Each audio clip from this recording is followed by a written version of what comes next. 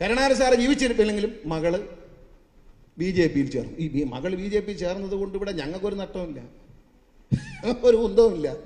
ആരെവിടെ പോയാൽ നമുക്കെന്ത്? നമ്മളെ കൂട്ടത്തിൽ നിന്ന് ആരും പോകുന്നില്ല. കോൺഗ്രസിൽ നിന്ന് ഇങ്ങനെ രാവിലെ ആളുകൾ ഇങ്ങനെ പോയിക്കൊണ്ടിരിക്കുകയാണ്. ഇനി ആരും പോകാൻ ബാക്കിയില്ല. അപ്പോൾ എന്താണ്, പത്മജയുടെ പിതൃത്വത്തെ പറ്റി ഒരുത്തം ചോദിക്കുകയാണ്. നമ്മളൊന്ന് ആലോചിക്കണം കേട്ടോ. അത് വളരെ ശ്രദ്ധിക്കേണ്ട കാര്യമാണ്. കാരണം കരുണാകരനുമായി ഏറ്റവും വലിയ ആത്മബന്ധം പുലർത്തിയിരുന്ന, ലീഡറുമായി ഏറ്റവും വലിയ ആത്മബന്ധം പുലർത്തിയിരുന്ന ആളാണ്. അന്നും ലീഡറെ പറ്റി നല്ലതേ ഞാൻ പറഞ്ഞിട്ടുള്ളൂ. ഞാൻ LDFിൽ നിൽക്കുമ്പോഴും ഇന്നും ലീഡറെ പറ്റി നല്ലതേ പറഞ്ഞുള്ളൂ. കാരണം എനിക്ക് ഒരാളെ പറ്റി അഭിപ്രായം രൂപീകരിക്കപ്പെട്ടാൽ എന്നും അത് തന്നെ ആയിരിക്കും, മാറ്റമൊന്നുമില്ല.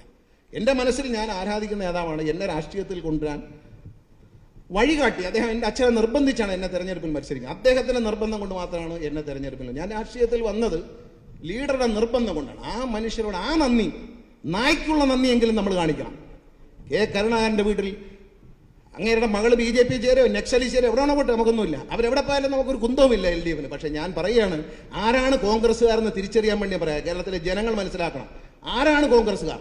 നന്ദി കെട്ടവരാണ്, വോട്ട് ചെയ്ത ജനങ്ങളോട് നന്ദി കെട്ടവരാണ്, വളർത്തിക്കൊണ്ടുവന്ന കയ്യിൽ പാമ്പിനെ പോലെ കടിക്കുന്നവരാണ്. കരുണാകരൻ്റെ വീട്ടിൽ വർഷങ്ങളായിട്ട് ഞാൻ പോയിട്ടുണ്ട്, രാഷ്ട്രീയത്തിൽ ഇല്ലാത്ത കാലത്തും. എന്നോടൊരു പുത്രതുല്യ വാത്സല്യം, സ്നേഹം ഉണ്ടായിരുന്നു. എനിക്ക് അത്ര ബഹുമാനം ഉണ്ടായിരുന്നു. കാരണം കേരളത്തിലെ ഏറ്റവും മുതിർന്ന 9 അസംബ്ലിയിലെ MLAമാരുമായി കേരളത്തിൻ്റെ നിയമസഭയിലെത്തി 50ലധികം MLAമാരുമായി കോൺഗ്രസിനെ വളർത്തിക്കൊണ്ടുവന്ന കരുണാകരനെയും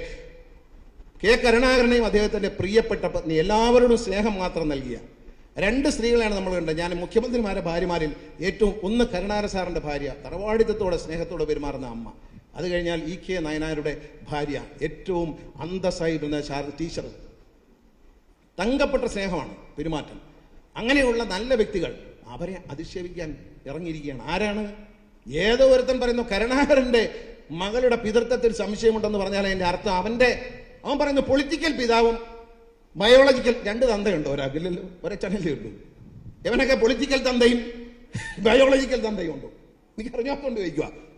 കരുണാകരൻ സാറിൻ്റെ മകളുടെ പിതൃത്വത്തെ പറ്റി ചോദിക്കുമ്പോൾ അവിടെ നിന്ന് ഈ അമ്മയും ഈ മകളും വിളമ്പിക്കൊടുത്ത തിന്ന നേതാക്കന്മാരാണ് ഇപ്പോഴത്തെ കേന്ദ്രത്തിലെ വലിയ നേതാക്കൾ. ഇപ്പോൾ കേരളത്തിൽ മത്സരിക്കാൻ വന്നിട്ടുണ്ട്. അയാളൊരു മറുപടി, രമേശ് ചെന്നിത്തല മാത്രമാണ് ശരിയായില്ല എന്ന് പറഞ്ഞ്, ബാക്കി നന്ദി കെട്ടവർ. നിങ്ങൾ കാണാം അവിടുത്തെ സീനം തന്നെയാണ്. അവിടെ ചെന്നിട്ട് ചേച്ചി, പത്മ ചേച്ചി ഒന്ന് ലീഡറെ കാണണം. ലീഡറെ കണ്ടു കഴിഞ്ഞാൽ ഇറങ്ങിയാണ് പത്മ ചേച്ചിയുടെ കാലിൽ തൊട്ടു. ഞാനിത് കണ്ണുകൊണ്ട് കണ്ടവനാണ്. ചേച്ചി ഇത്ര മണിക്ക് ലീഡറെ കണ്ട് സീറ്റ് ചോദിച്ചാൽ കിട്ടുമെന്ന് ജോത്സ്യൻ പറഞ്ഞിട്ടുണ്ട്, എന്നെ ഒന്ന് കയറ്റി വിടണം. 6:30 മണിക്ക് ഉറങ്ങിക്കിടക്കുന്ന കരുണാകരൻ മുറിയിലേക്ക് ഒരു നേതാവിനെ കയറ്റി വിട്ടു. അച്ഛാ ഇതാ ഒന്ന് നോക്കൂ എന്ന് പറഞ്ഞ് കിടക്കുന്ന ആളിൻ്റെ കാലിൽ തൊട്ട് എഴുതു.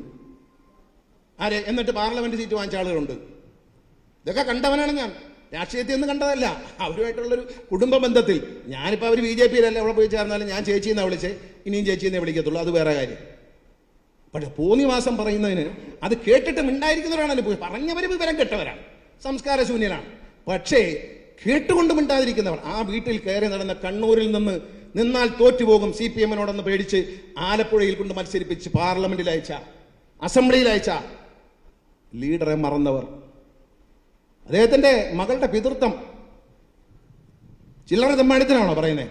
എടാ നീ പറഞ്ഞ് ശരിയല്ല എന്ന് പറയാൻ ആരെങ്കിലും തയ്യാറോ? രമേശ് ചെന്നിത്തല അല്ലാതെ ആരെങ്കിലും തയ്യാറായോ? പണ്ട് കരുണാകരന്റെ വീട്ടിന്റെ ഉള്ളിലേക്ക് മുണ്ടിന്റെ ഇടയിൽ ഏത്തപ്പഴം തിരികൊണ്ട് ആളുകളകത്തേക്ക് പോകുമായിരുന്നു. ഇതൊക്കെ അറിയണം, കോൺഗ്രസ്സുകാരെ തനിയാറെന്ന് അറിയാൻ വേണ്ടി പറയുന്ന നന്ദികേട് കൊട്ടാരക്കരക്കാർക്ക് അറിയാം. ഇത് പക്ഷെ വേറെ ആൾക്കാരെ കൊട്ടാരക്കരയിലെ കാര്യത്തിലേക്ക് വരാം. ഏത്തപ്പഴം തിരികിയിട്ട് മാധ്യമങ്ങൾ മനസ്സിലാണ് അകത്തേക്ക് കയറിപ്പോവും. എന്നിട്ട് അകത്ത് പോയിട്ട് തിരിച്ച് പുറത്ത് ഓഫീസർമാരും, മുഖ്യമന്ത്രിയാ ഭയങ്കര പ്രൗഢിയാ, പോലീസും പാടെ നിൽക്കുകയാണ് ഇങ്ങനെ, ഉദ്യോഗസ്ഥന്മാരും ചീഫ് സെക്രട്ടറി ഇങ്ങനെ വിളി നിൽക്കുക. അപ്പൊ അകത്തുനിന്ന് ഈ ഏത്തപ്പഴം ആരും കാണാൻ പുറത്തെടുക്കും. എന്നിട്ട് തൊലിച്ചേച്ച് ഇതിങ്ങനെ തിന്നുകൊണ്ട് അകത്തുനിന്ന് ഇറങ്ങി. അതായത് അകത്ത് ചെന്ന് അടുക്കളയിൽ നിന്ന് ഫ്രൂട്ട്സും ഏത്തപ്പഴമൊക്കെ എടുത്തുള്ള സ്വാതന്ത്ര്യം ഇദ്ദേഹത്തിനുണ്ട് എന്ന് പുറത്തു നിൽക്കുന്ന ചീഫ് സെക്രട്ടറിയും DGPയും അടക്കമുള്ളവർ ധരിക്കണം. എന്നിട്ട് അവരെ കണ്ട് കാര്യം ഈ പറട്ട പരിപാടിയൊക്കെ കാണിച്ച ആളുകൾ ഇത്തരം ഒരു തെമ്മാടിത്തരം പറഞ്ഞിട്ട്, ഡേ നീ പറഞ്ഞ ശരിയായില്ല, പാടില്ല, ആവർത്തിക്കാൻ പാടില്ല, ക്ഷമ ചോദിക്കണം. അന്തസ്സുണ്ടെങ്കിൽ കോൺഗ്രസ്സുകാരൻ കരുണാകരന്റെ ആത്മാവിനോട് സ്നേഹമുള്ള ആരെങ്കിലും ഉണ്ടെങ്കിൽ ഈ തെരഞ്ഞെടുപ്പിൽ UDF സ്ഥാനാർത്ഥി വോട്ട് ചെയ്യരുത്. കരുണാകരന്റെ ആനുകൂല്യങ്ങൾ പറ്റി, കരുണാകരന്റെ ഗ്രൂപ്പിൽ പ്രവർത്തിച്ച് ഏറ്റവും പ്രധാനപ്പെട്ട 2 ഗ്രൂപ്പുകളും Aയും Iയും ആയിരുന്നു. ആ കരുണാകരനോടൊപ്പം പ്രവർത്തിച്ച് കരുണാകരന്റെ ആനുകൂല്യം പറ്റി, കരുണാകരന്റെ ദൈവത്തെ പോലെ കണ്ട് അനധികൃതമായി കാര്യം സാധിച്ചവർ അധികാരത്തിൽ ഉയർന്നു വന്നവർ, മന്ത്രിമാരായവർ, 26 വയസ്സിൽ മന്ത്രിയാക്കിയവർ, പന്തളം സുധാകരനടക്കം ഏറ്റവും പാവപ്പെട്ട കുടുംബത്തിൽ നിന്ന് ആളുകളെ മന്ത്രിയാക്കിയും കൈപിടിച്ചു കൊണ്ടുവന്ന കെ കരുണാകരനെ കോൺഗ്രസിന്റെ ഒരു പുതിയ തലമുറയിലെ ഒരാൾ വിവരക്കേട് കൊണ്ട് അധിക്ഷേപിച്ചെങ്കിൽ മാപ്പ് പറയണം. ഈ കരുണാകരൻ സാറിന്റെ വീട്ടിലെ ലീഡറല്ല കാണുന്നത്, ലീഡറുടെ ഭാര്യ കല്യാണിക്കുട്ടിയമ്മ, അമ്മയെ രക്ഷിക്കണം, അവർക്ക് ഒഞ്ചമാവണം ഒന്നും പറയില്ല. ഈ കുട്ടിയെ ഒന്ന് സഹായിച്ചോളൂ കേട്ടോ എന്ന് പറയും, അത്രയേ ഉള്ളൂ. അവരെ ചേച്ചി ചേച്ചി ചേച്ചി എന്ന് പറഞ്ഞ് കയറി ഇറങ്ങി നടന്ന് സീറ്റുകൾ വാങ്ങിച്ചവരാണ് ഇവരിൽ പലരും. ഇത് കണ്ടവനാണ് ഞാൻ. ഇത് എന്റെ കണ്ണും കാതും കൊണ്ട് കണ്ട കാര്യം. ഗണേഷ് കുമാർ ഇമ്മ അറിഞ്ഞേച്ച് പറയുന്നതല്ല.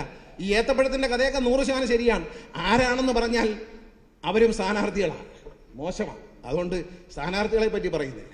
പിന്നെ നന്ദിയെ പറ്റി പറഞ്ഞാൽ കൊട്ടാരക്കരക്കാർക്ക് അറിയാവുന്നത്രയും നന്ദിയെ പറ്റി പറയേണ്ട കാര്യമില്ല. എൻ്റെ പിതാവ് ഇവിടെ മത്സരിക്കുന്ന സ്ഥാനാർത്ഥി എനിക്ക് വിരോധമൊന്നുമില്ല, വ്യക്തിപരമായി എനിക്ക് ഇഷ്ടമാണ്. ഞാൻ അദ്ദേഹത്തെ ഒരു സഹോദരനെ പോലെ കാണുന്നു, ബഹുമാനിക്കുന്നു. നമ്മുടെ MP എന്ന നിലയിൽ ബഹുമാനമുണ്ട്, സ്നേഹമുണ്ട്.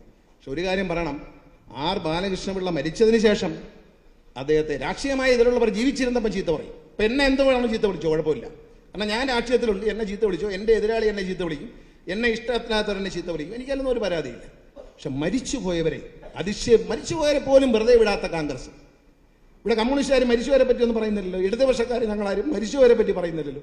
ലീഡറെ പറ്റി വളരെ നല്ല വാക്കുകളല്ലേ ഞാൻ പറഞ്ഞ നല്ല വാക്കുകൾ ശരിയല്ല എന്ന് രമേശ് ചെന്നിത്തലയോ KC വേണുഗോപാലോ പന്തളം സുധാകരനോ ഇവിടെ പ്രധാന നേതാക്കന്മാരാണല്ലോ, നെഞ്ചിൽ കൈവച്ച് പറയാമോ? ഗണേഷ് കുമാർ പറഞ്ഞ ഈ വാക്കുകൾ കള്ളമാണ് പറയാമോ? അതിൽ രമേശ് ചെന്നിത്തല മാത്രം പറഞ്ഞു തെറ്റാണ് പറഞ്ഞത്, ഒരാരും പറഞ്ഞില്ല. മാന്യന്മാരാ, വലിയ ആളുകളായി പോയി, ദൈവത്തിനേക്കാളും വലിയ ആളുകളായി പോയി പലരും. നെറുകെട്ട വർത്തമാനം പറഞ്ഞാൽ അരുത് എന്ന് പറയാൻ നമുക്ക് കഴിയണം. ഞാൻ ഈ യോഗത്തിൽ പറഞ്ഞല്ലോ, ഈ പാർട്ടി ഞാൻ പറയാം, ഈ ഇലക്ഷനിൽ ഈ പാർട്ടി എടുത്തിരിക്കുന്ന LDFന്റെ നിലപാടിൽ വ്യത്യസ്തമായി അണുവിട നേതാക്കന്മാരോ പ്രവർത്തകരോ ധരിച്ചാൽ ആ ആൾ ഈ പാർട്ടിയിൽ ഉണ്ടാവില്ല, ഒരു സംശയ കാര്യത്തില്ല.